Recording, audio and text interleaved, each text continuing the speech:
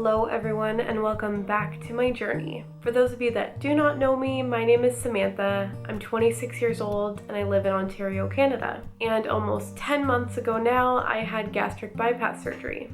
In my last video, I took you guys through a day in the life of someone who was over 400 pounds, as well as some daily struggles that I faced when I was at my heaviest. If you missed last week's video, you can check that out now. And if you don't want to miss out on any of my future videos, you can subscribe to my channel and hit the notification bell to be notified when I post new videos. I just wanted to say thank you guys so much for the love on my last video. I was really nervous to post it. I find that sharing numbers has been like the most nerve-wracking thing, so I really appreciate the love and encouragement that I received after posting my last video.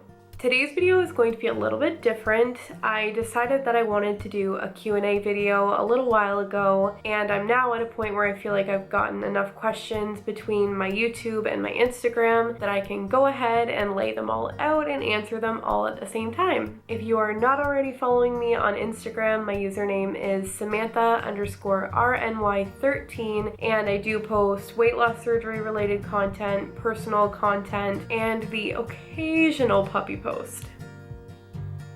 I'm not obsessed with my dog. I'm not. If you don't like dogs, I wouldn't follow me. Okay, so on to the first question. So I was asked how bypass surgery has supported my mental health and my personal growth. I have gained so much confidence along this journey. It is crazy. I never in a million years thought that I would be this excited to share every aspect of my life, not even just posting pictures and videos, but actually being able to go out in public and walk my dog or go to the grocery store or get gas. I find that it's really affected the level of anxiety that I have doing things in public. I definitely still do struggle with mental health. I do still have a lot of anxiety, but not in the same way that I did before. As far as personal growth goes, I don't want to say that I thought that I was worthless before I had my surgery or that I didn't value myself as a person, but I really do feel like having this surgery has made me realize that what I want to do with my life is inspire other people and help other people. That's always been what I've wanted to do. So when I thought that I was going to do music for a living, I wanted to do it because I wanted to inspire others. When I started my job as a pharmacy assistant, I did it because I wanted to help other people, and I've been working towards really doing something that matters to me, doing something that I feel is going to change the world in some small way. And personally, I believe that everything happens for a reason. So I struggled through what I struggled through, I got to the weight that I was, and I had the surgery for a reason. I was asked for puppy updates, and I could do like a whole video of an intro to Alaska, but to give you guys a quick little update, Alaska is 3.5 months old now, and she is incredibly sweet and funny and very smart, almost too smart, and we absolutely love her. She is super friendly when it comes to other dogs and people especially.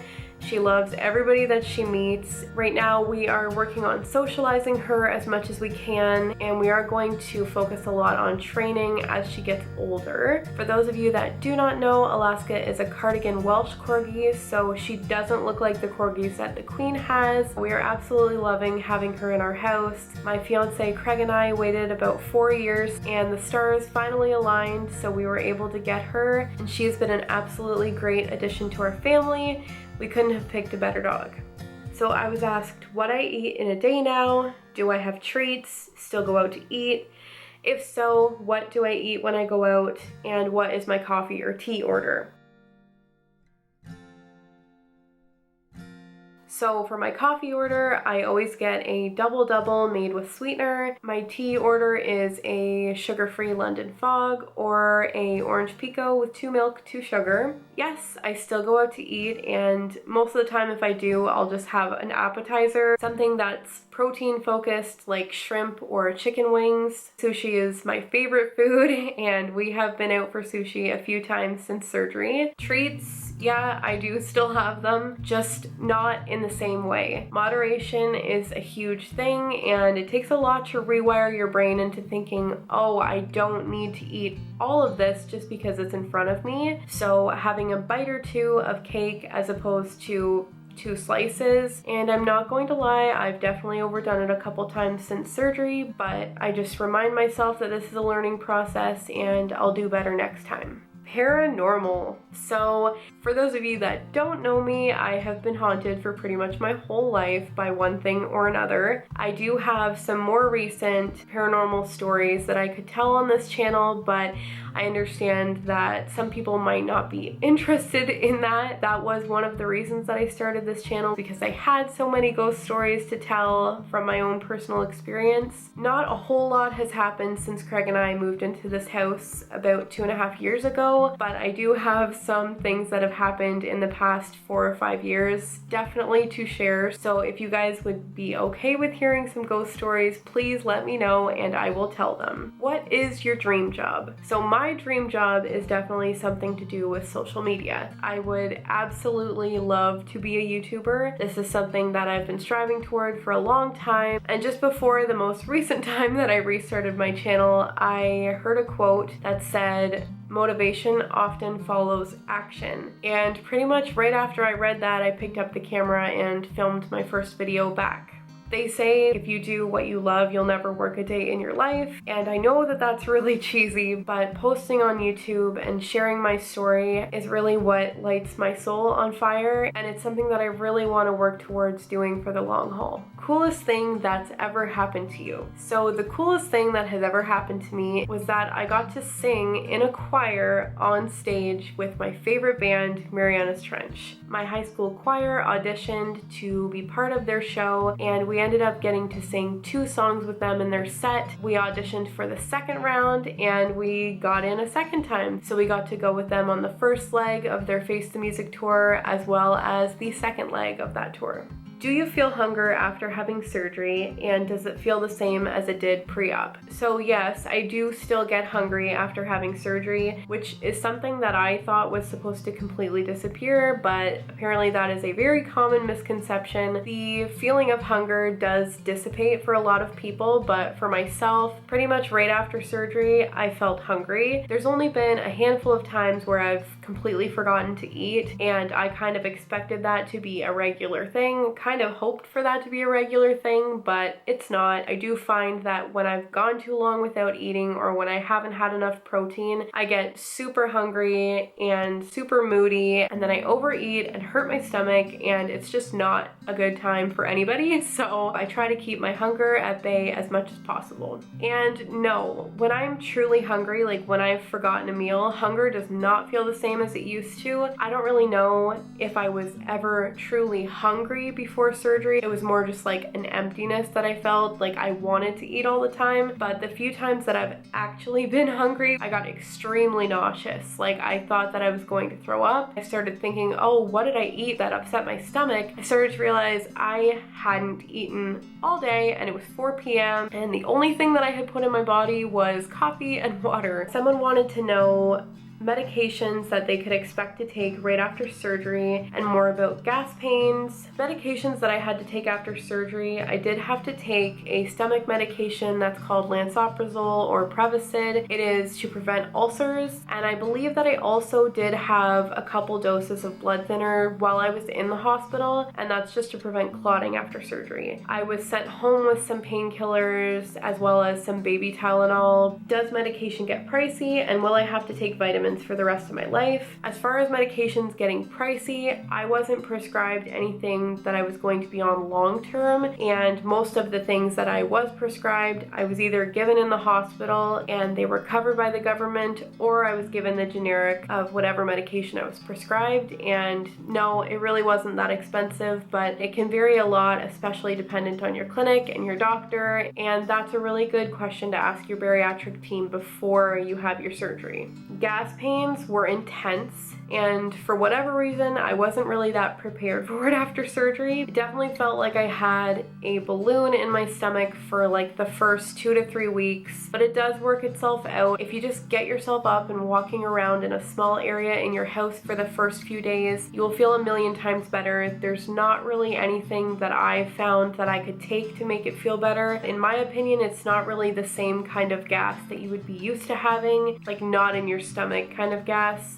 in your body kind of gas. Yes, you will have to take vitamins for the rest of your life. That is something that comes along with being a bariatric patient. The multivitamin that I take is ProCare. It's about $150 for 6 months. The calcium and vitamin D supplements that I take in addition to my multivitamin, I just get from the pharmacy, and those are really not that expensive. Should I get a pill crusher? Yes, absolutely get a pill crusher. They're super cheap. You can probably grab one from your local pharmacy, Walmart, wherever for like $4. Very, very worth it to have after surgery because you will have to crush any medications that you're taking. Do you have a good app that I can use to keep track of all medications I might be taking? So the app that I used right after surgery to get in the habit of actually taking my vitamins as well as any medications that I had to take is called MediSafe, and it has little reminders that it will send you, and you can check off when you've taken all your meds, and you can also set like at what times you took them, and if you weren't able to take them on time, you can plug it in the app at what time you ended up taking your meds so that way you can adjust the rest of them throughout the day accordingly. So the next question that I was asked was, do I exercise, and if so, what exercises do I do? I did wait until about the 6-month mark until I started doing any like specific exercising, like actually going out of my way to do that. That was a personal choice as well as just me still trying to get a handle on eating and taking my vitamins and getting used to life after bariatric surgery and making excuses because exercising was never something that I did